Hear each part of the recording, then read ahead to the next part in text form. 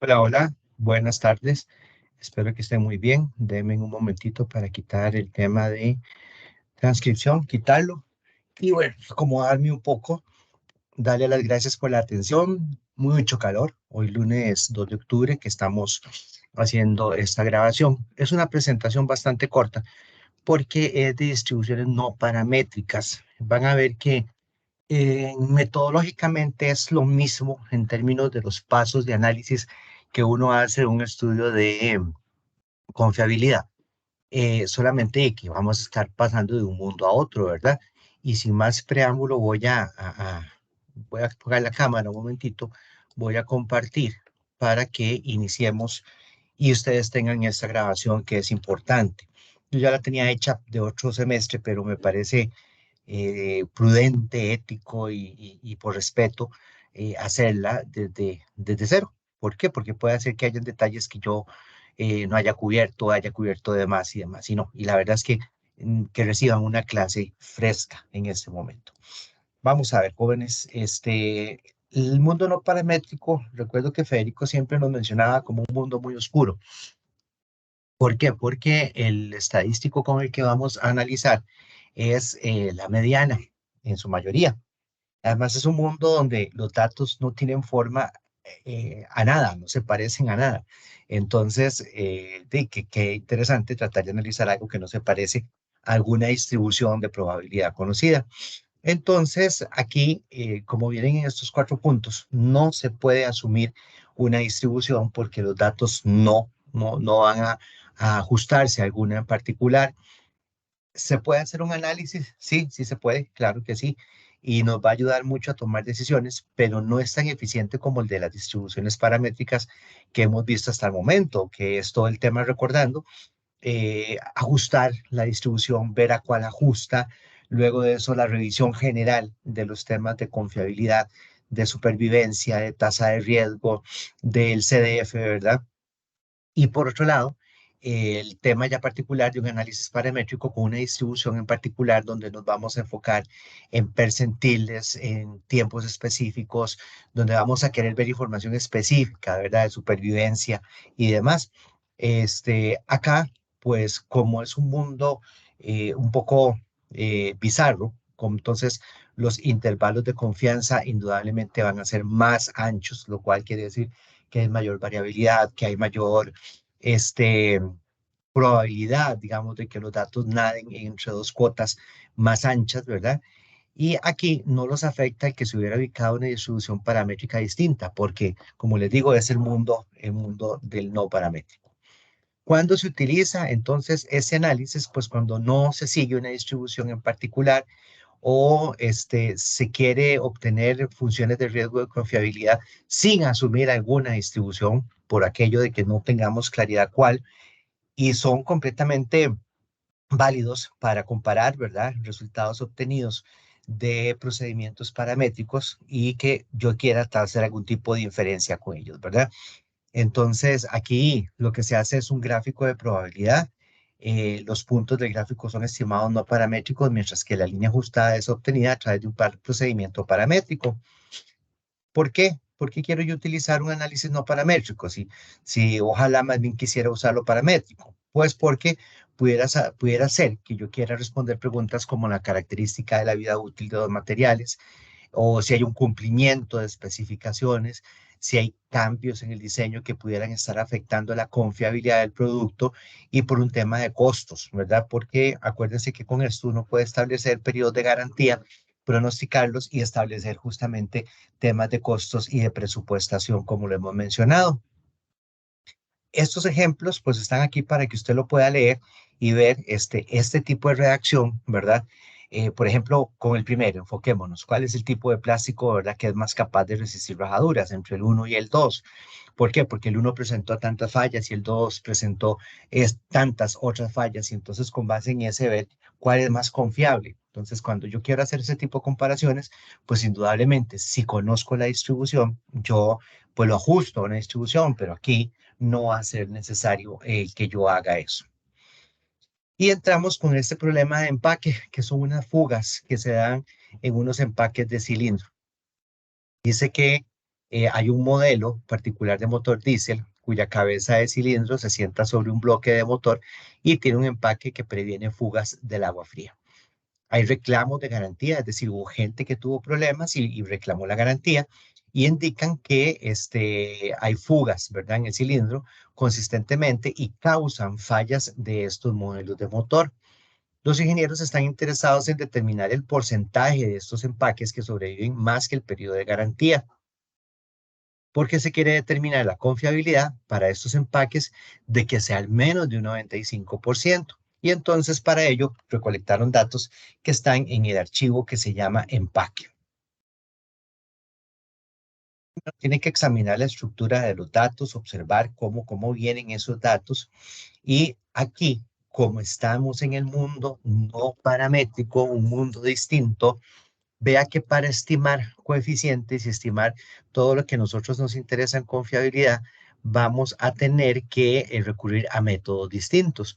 En este caso, ¿verdad? Está el método actuarial, en donde los intervalos ¿verdad?, que no se traslapan son aquellos en cuyo límite superior es el límite inferior del siguiente intervalo. Es decir, no hay un traslape.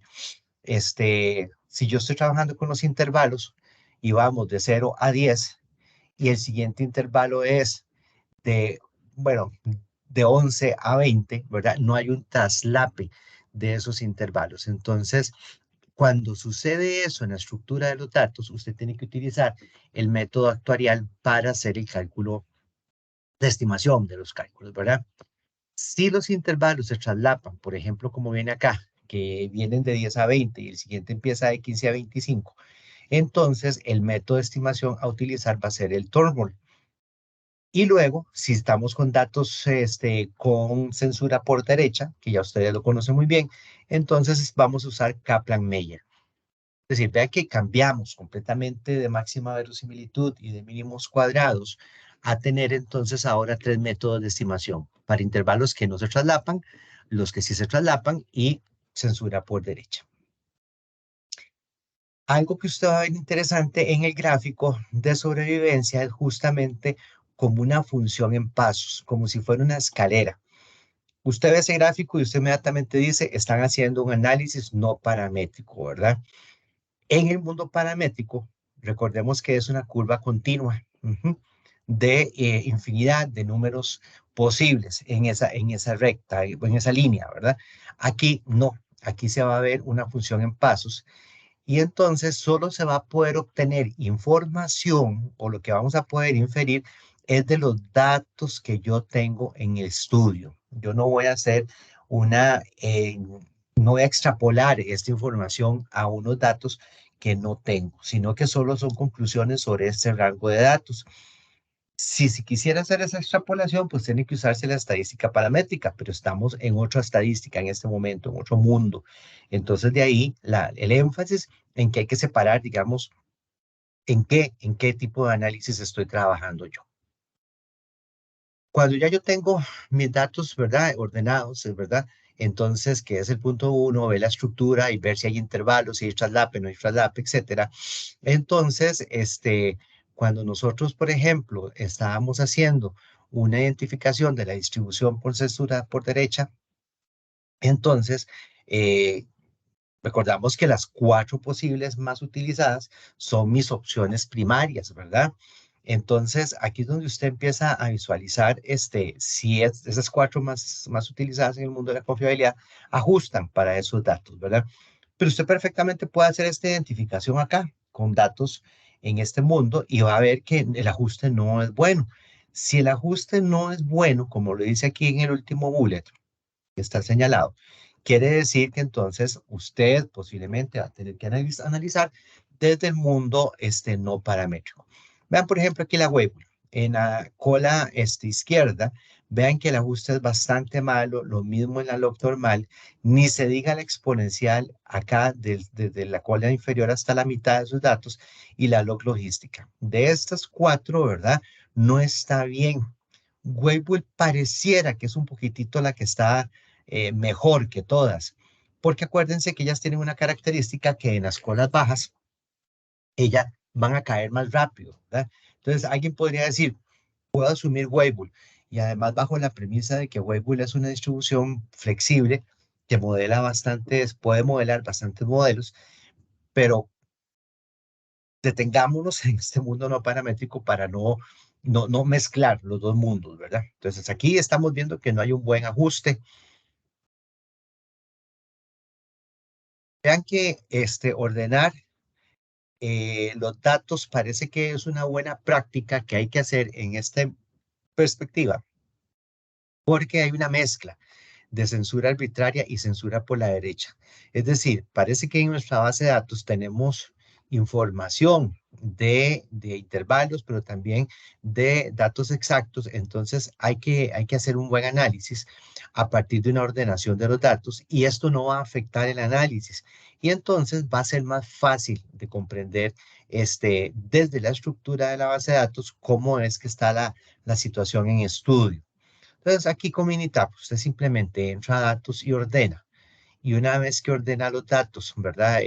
Lo puede hacer como viene aquí sugerido en la misma solución, a partir de la columna fin y que sea creciente. Entonces eso le va a dar un ordenamiento, ¿verdad?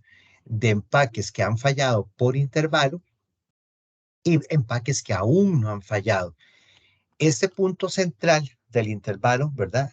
Aquí en el punto central del intervalo se suspendió la inspección. Entonces, en 500, acá en este renglón, en 500, dice que hay 787 unidades en la columna de frecuencia de que siguen trabajando. No han fallado. Entonces, ¿cuándo van a fallar? No lo sé, pero siguen trabajando. Entonces, vean cómo este ordenamiento nos está estableciendo justamente la censura por la derecha, terminó el tiempo de inspección por acá, donde estoy señalando en este momento, continúan trabajando las piezas como las 787 que están por aquí y eso es lo que marca en la mezcla que hay de la información entre los intervalos y la censura por la derecha. Ahora bien, como ya yo supe por las 4 distribuciones iniciales que no había un ajuste bueno, que no había un buen ajuste, entonces usted indudablemente ya dice, el profesor me recomendó trabajar desde el mundo no paramétrico. Entonces eso es lo que vamos a hacer, que a nivel de análisis, pues no es nada del otro mundo, muy diferente a lo que usted ha hecho hasta esta altura del curso de confiabilidad.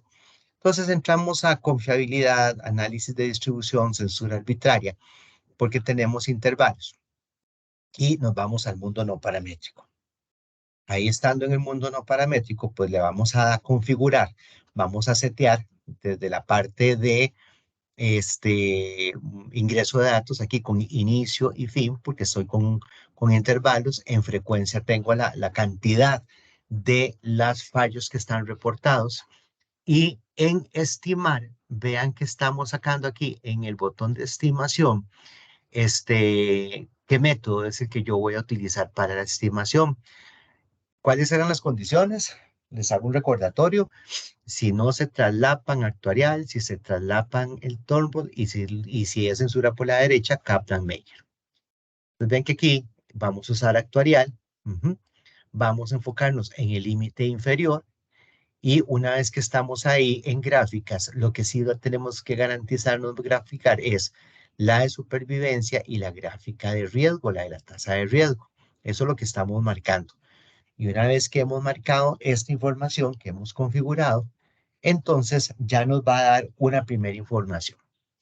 Dice, por ejemplo, que entre los 4.000 y 5.000 millas, la probabilidad de falla en el intervalo es de 0,0003135 y ahí va a tener 521 unidades o números de censura. Y hay 6 fallas en particular. Hubo una entrada de 19.399. Entonces, esta probabilidad condicional, ¿verdad? De que la junta, ¿verdad? Falle dentro de cada intervalo de kilometraje. Esto es un elemento que no conocían ustedes. Aquí va a darse lo que en probabilidad y estadística uno veíamos de probabilidad condicional, el concepto aquel relacionado a la probabilidad de falla, dado de que ya hubo una falla anterior. ¿Cuál es la probabilidad de ocurrencia dado que ocurrió un evento previo anterior? Entonces, volviendo a cómo se analiza esta parte, sería, por ejemplo, la probabilidad de que una junta que ya sobrevive 5.000 millas falle en las siguientes 5.000 millas, es decir, falle en el intervalo este que estoy señalando acá, entre 5.000 y 10.000 millas, entonces la probabilidad es de 0, aquí faltó un puntito, ¿verdad? Porque faltó un 0, es 0,0007856. Es la probabilidad de que falle en el siguiente intervalo que va de 5.000 a 10.000, dado que falló en las 5.000, ¿verdad? Es esa probabilidad que estamos diciendo. Las escaleritas que yo les estaba diciendo, que es como se va a ver en el mundo paramétrico, se ve una línea continua, aquí en el mundo no paramétrico, con el método actuarial que estamos calculando, vean, insisto, ¿verdad? La tabla de estadísticas invoca a la mediana. Entonces, ese es el gráfico de supervivencia. ¿Qué me está diciendo esto a mí? A los 80, ¿verdad? A los 80.000 se percibe una disminución, viene para abajo, ¿verdad? De la probabilidad de supervivencia. Es decir, aquí ya se percibe una, ¿verdad? Una disminución de la probabilidad de sobrevivencia de estos empaques que son para este equipo cilíndrico, estos motores que hemos mencionado. La de riesgo pareciera que es como una silueta de edificios de Nueva York, ¿verdad? Como una postal de edificios de Nueva York. Vean los diferentes comportamientos que puede tener la tasa de riesgo a lo largo de la panorámica de tiempo. Ujú. Entonces, esa tasa de falla, justamente si tiramos una línea recta, que obviamente por el cursor no lo voy a lograr, pero aquí estoy tratando de graficarla a las 80.000, que era el cuestionamiento que se estaba dando en el caso de estudio, ¿verdad? Vean que es donde yo tengo experimento una mayor tasa de riesgo, una mayor tasa de falla en ese momento, ¿verdad? Conforme aumentan las millas, la tasa de falla empieza a aumentar. Entonces, conforme aumentan por este lado en el eje de las X las millas, la tasa empieza a aumentar como está en este colocho de acá, y de las 140.000 millas se mantiene, ¿verdad? Es decir, por acá voy a borrar para que se nos quede un poquitito más limpio eso. Entonces, de las 140.000 millas se mantiene, ajá, hasta acá todo esto se mantiene como que con cierta falla aleatoria, ¿verdad? Tasa de falla aleatoria, pero ya después para las 250.000 se dispara, que es este otro momento de la vida útil del producto. Entonces la tasa de falla instantánea ya por acá es bastante alta.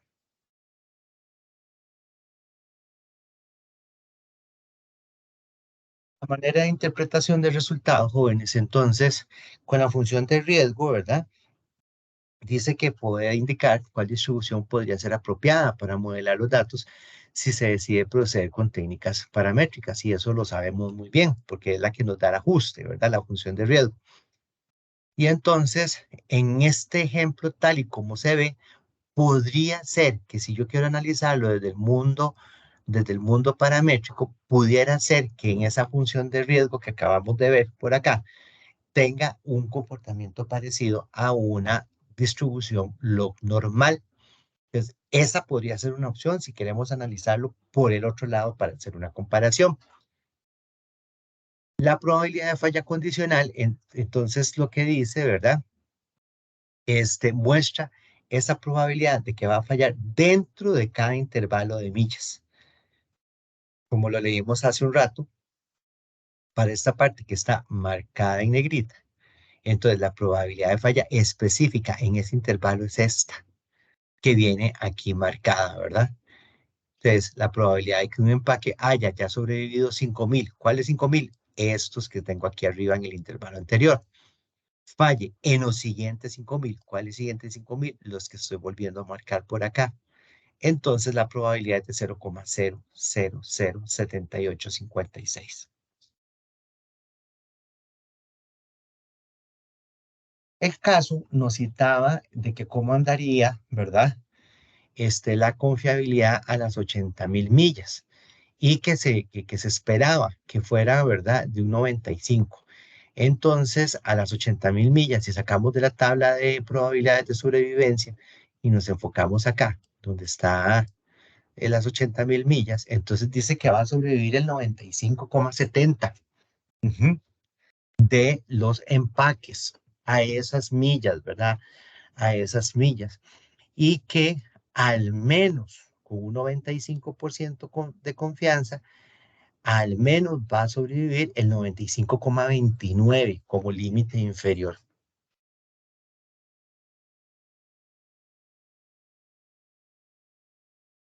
Dice, los datos utilizados en este ejemplo fueron datos de campo. Los datos de campo esencialmente le dan una instantánea a tiempo. A medida que continúa recopilando datos, los resultados pueden cambiar gradualmente. Por lo tanto, es aconsejable actualizar periódicamente los datos y los análisis correspondientes para asegurarse que los datos no hayan cambiado de manera sostenible en el tiempo. Eso es una recomendación general muy buena, porque con estos datos que tengo recolectados, entonces resulta que mi comportamiento de confiabilidad es el que estamos señalando, ¿verdad? Pero pudiera ser que cambie el panorama. Incluso pudiera ser que con mayor información haya una estabilidad que me provoque un ajuste a una distribución de probabilidad. Es el problema uno, jóvenes. Entonces, vean que, pues sí, hay varias cosas que cambian en términos del mundo paramétrico y no paramétrico. Uno, los métodos de estimación. Dos, el despliegue de la información a nivel gráfico. Tres, que puedo tener intervalos más anchos por ese mismo mundo no paramétrico, ¿verdad? Y un aspecto a considerar en el análisis es el ordenamiento de los datos para que usted tenga un análisis más eficiente. Entonces, esa es como una manera de resumen que puedo hacer a este momento, ¿verdad? De este primer ejemplo. Estoy tratando de ser lo más conciso porque yo sé que las clases cuando son asincrónicas y en esta modalidad son cansadas. Entonces, para tratar de ser lo más concreto para que el mensaje llegue de la manera más correcta hacia todos ustedes. ¿Ok? Tomo una respiradita muy breve para poder ver este otro ejemplo. Vean que ahora aquí arriba en el título, para que no pierdan ese detalle, está diciendo análisis de distribución paramétrico. Y aquí alguno de ustedes va a decir, profe, pero no era que estábamos en el no paramétrico. Entonces, ahora, ¿cómo brincamos a este? Es nuestro mismo ejemplo, ¿verdad? Pero entonces hay que hacerlo, ¿verdad? En clase, siguiendo la comparación, ¿verdad? De hacerlo con el mundo paramétrico, con el mundo paramétrico. Entonces, bajo esa perspectiva, yo los invito a que hagan esa comparación y que la analicen. Ahí nos daban una pista que pudiera ser lo normal, pudiera ser wave, ¿verdad? Yo pensaría en que se puedan hacer de las dos maneras, así que los invito a que en este punto, el problema 2, que es el mismo uno, pero que hay que hacerlo desde el punto de vista paramétrico, lo hagan ustedes para que practiquen. Yo, por ejemplo, acá entre la información, voy a abrir mi tab un momento, como ustedes pueden apreciar, los datillos que yo los tenía desordenados, pues ¿qué fue lo que hicimos? Ordenarlos, ¿verdad? Ordenar los datos y dijimos que tomáramos fin como creciente y los ordenamos por acá. Vean que lo estoy haciendo rápidamente para efectos de que confirmar un poquitito lo que venía en la presentación. Hicimos el análisis de confiabilidad por censura arbitraria no paramétrico, que era lo que estábamos haciendo por acá. Inicio, fin, frecuencia. No tengo una distribución. En estimar es el actuarial. Lo dejamos con límite inferior. En gráficas, pues marcamos la de supervivencia y la de riesgo. Y eso fue todo lo que hicimos de momento. Y obtuvimos este análisis, ¿verdad? Que es el mismo que acabamos de correr. Es el mismo que acabamos de correr. Nada más dejen por acá porque quisiera... Ah, bueno, aquí está a los 80.000, como les estaba diciendo, las graditas y todo lo que ya analizamos en ese momento. Pero esa segunda parte del ejercicio lo que me dice es, ok, ¿qué pasa si lo analizamos desde el mundo de lo paramétrico? A las 80.000, la sobrevivencia es de 95,70. Vamos a ver si hay un cambio. Vamos a ver si hay un cambio. Entonces, confiabilidad, censura arbitraria, desde el mundo paramétrico, inicio, fin, frecuencia, frecuencia, perdón, aquí metí mal el dato, frecuencia, frecuencia, y voy a hacerlo primero con log normal, que es la que parecía que podía estar trabajando. Aquí, si estamos en el mundo paramétrico, estamos con máxima verosimilitud o mínimos cuadrados, me voy a quedar con máxima verosimilitud, límite inferior, y en gráficas, pues voy a agarrar la de supervivencia y la de riesgo también, ¿ok? Entonces vamos a darle a aceptar. Y este mismo análisis que acabamos de hacer desde el mundo no paramétrico, ahora está desde el mundo paramétrico. Y entonces, lo que me faltó, nada más para que ustedes vean cómo voy a, eso sí, para poderlo tal vez determinar acá, en estimar en los tiempos de 80.000, que ese es un factor que nos interesa a las 80.000 millas, cuál es la supervivencia. Y a las 80.000 millas, la supervivencia es de 95,8272, con un límite inferior de 95,51. Teníamos previamente a esas mismas millas que en el mundo no paramétrico la probabilidad de supervivencia era 95,70, si ustedes dan un poquito atrás al video, y con un 95,29 como límite inferior a un 95% de confianza. Hay un gran cambio, un cambio abrupto, una modificación muy marcada, me parece que no. Entonces, con esto les confirmo de que usted puede tener desde el mundo no paramétrico estimaciones muy buenas de aspectos de confiabilidad y de tasa de riesgo y demás. Vean, por ejemplo, ajá, la supervivencia. Bueno, aquí tal vez por un tema de escala, nos está tirando una escala donde no puedo apreciar a los 140 cómo se comportaba, pero perfectamente se puede tirar. Rápidamente voy a hacerlo ahora con Wave. Con Wavebool, vamos a ver. Estamos aquí con Wavebool, vamos a ver la supervivencia que va a ser nuestra, es de 96,29. Pareciera que tenemos un estimado mucho mejor de la sobrevivencia a los 80.000 con Wavebool. Entonces, confirmo. Bueno, recordamos que Wavebool es tan adaptable que quizás por eso nos da un buen ajuste haciéndolo por acá. Pero si la realidad es que su mundo no paramétrico, hágalo del mundo no paramétrico que perfectamente usted puede llegar a conclusiones bastante válidas y bastante razonables. Entonces, con esto quería demostrarles el tema, perdón, de la comparación. Ojalá usted lo haga, como aquí dice, hacerlo en clase y mostrar la comparación a los compañeros, un voluntario hacerlo y presentarlo, pero bueno, ya yo se los hice. Este otro problema que quiero incluir, y apenas llevo unos 25 minutos de grabación, creo que estamos bien. Puede darme el tiempo para abarcar con este otro. Dice que hay un fabricante de televisores que está decidiendo entre un periodo de garantía entre 1 o 2 años para un modelo particular. Recuerden que la garantía puede ser una estrategia de venta, una estrategia comercial.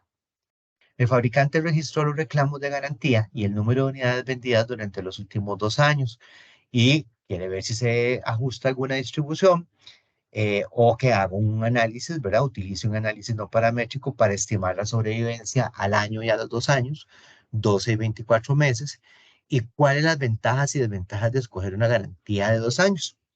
Para ello, vamos a utilizar los datos del archivo televisión. Aquí vemos que ninguna ajusta, ¿verdad? Entonces ya por acá estamos un poco ya claros de que ninguna ajusta.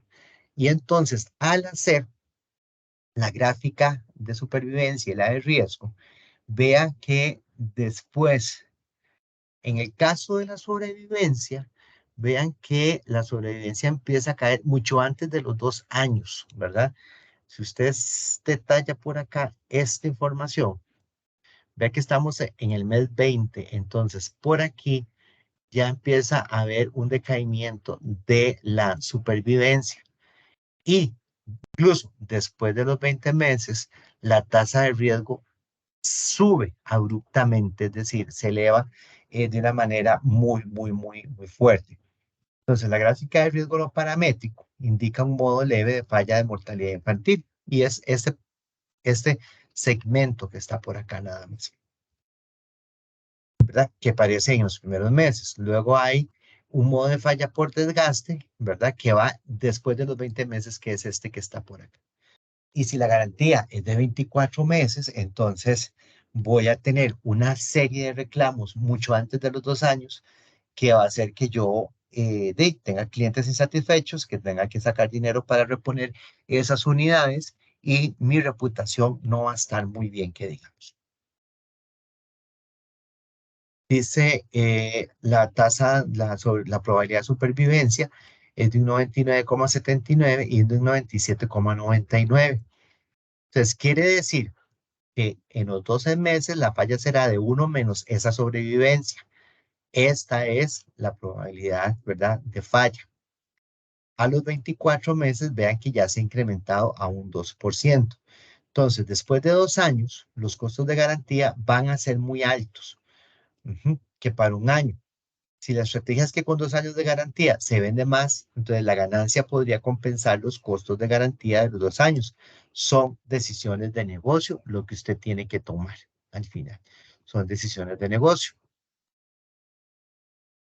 Alguien le pregunta, ¿se puede proyectar a los 26 meses? Porque el análisis está para 24 meses. No, no se puede porque estamos en el mundo no paramétrico. Entonces es hasta los 24 meses y listo su análisis que puede hacer por acá. Este otro problema del cassette, ¿verdad? Que viene por acá y ustedes van a poder también repasar. Entonces es lo mismo. La pregunta es si alguna ajusta. Pareciera que no hay un buen ajuste con ninguna de las 4.